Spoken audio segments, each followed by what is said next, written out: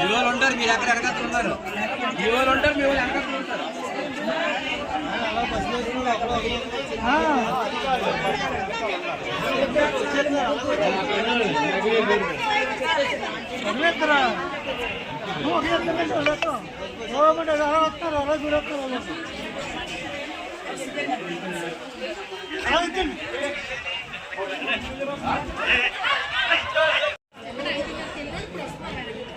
స్నానానికి వెళ్ళలేదండి, ఇంకా స్నానం చేయలేదా?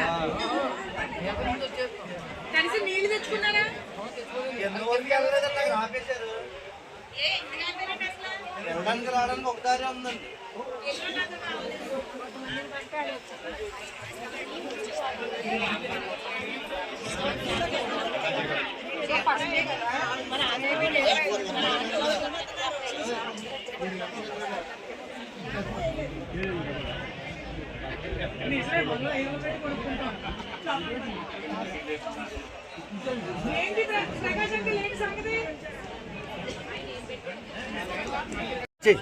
పొద్దుట 7 గంటలకు వచ్చాను క్యూలోకి.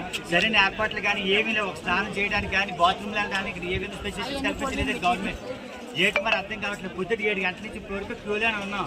కనీసం నది దగ్గర కూడా ఇంకా వెళ్ళలేదు. ఇంకా అక్కడికి ఈ క్యూలో ఇంకా కనీసం 2 అవర్స్ 3 అవర్స్ పడుతుంది అంటే అది క్యూ లైన్ ఏం బాగాలేదండి. ఏ టాబ్లెట్ ఏమంటారండి? పంపించే వాళ్ళు ఎవరు లేరు. తిరిగి వెళ్ళిపోతున్నారు కొంతమంది.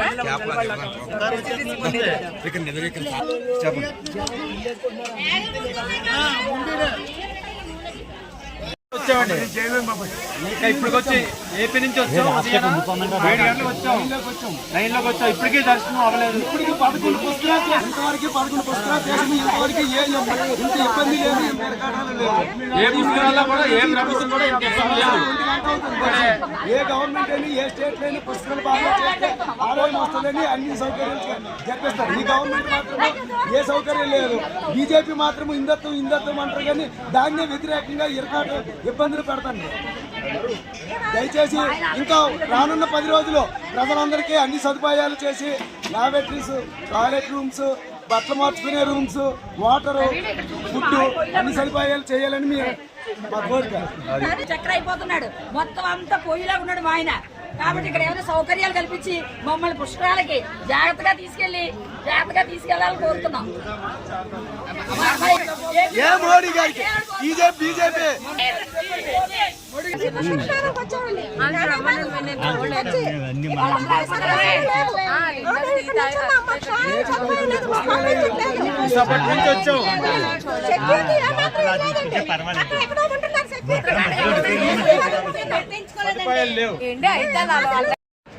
సరస్వతి పుష్కరం ప్రారంభమైన మొదటి రోజునే ఉత్తరాఖండ్ ప్రభుత్వం ఎటువంటి ముందు జాగ్రత్త చర్యలు తీసుకోలేదు. పెద్దవాళ్ళు 70 ఏళ్ళు 80 ఏళ్ళు ఉన్న వాళ్ళందరూ పొద్దు నుంచి 3-4 గంటలు 5 గంటల నుంచి లాగా వెయిట్ చేస్తున్నారు.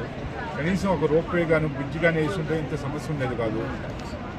చాలా ఆహారాలతో మంచినీళ్ళు లేకుండా ఇబ్బంది పడుతున్నారు.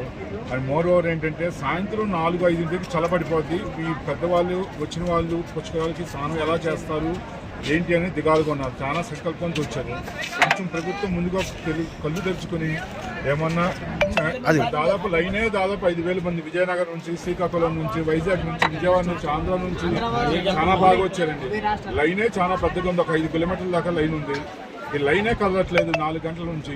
ఇప్పుడు ఈ విషయాన్ని ప్రధానమంత్రి గారు, ముఖ్యమంత్రి, ఉత్తరాఖండ్ వాళ్ళ ప్రభుత్వం ముందుగా తీసుకుని ఏమైనా ప్రికాషన్స్ తీసుకుని ఇమీడియట్గా ఏమైనా తీసుకుంటే కనుక చాలా బాగుంటుంది. చాలా ఇబ్బంది పడుతున్నామండి. రిజిస్ట్రేషన్స్ ఇచ్చినప్పుడు కానీ ఉత్తరాఖండ్ ప్రభుత్వం సరస్వతి పుష్కరాలకి, బద్రీనాథ్కి యాత్రకి పర్మిషన్ ఇచ్చినప్పుడు ఇంతమంది వస్తారని తెలిసినప్పుడు దాన్ని తగ్గట్టు జాగ్రత్తలు ఏమి తీసుకోలేదు, అలా వదిలేసింది. కానీ బీజేపీ ప్రభుత్వం చాలా బాగా చేస్తుందనే ఉద్దేశంతో మేము ముందుకు వచ్చాం. కానీ ఇక్కడ మమ్మల్ని కొన్ని నిరుత్సాహపరిచింది. దయచేసి ముఖ్యమంత్రి గారు, ఉత్తరాఖండ్ ప్రభుత్వం ముఖ్యమంత్రి గారు, ప్రధానమంత్రి గారు ముందుగా దీన్ని ఇమీడియట్గా ఆర్డర్ పాస్ చేసి కొన్ని జాగ్రత్తలు తీసుకోమని దయచేసి విన్నవించుకుంటున్నాం.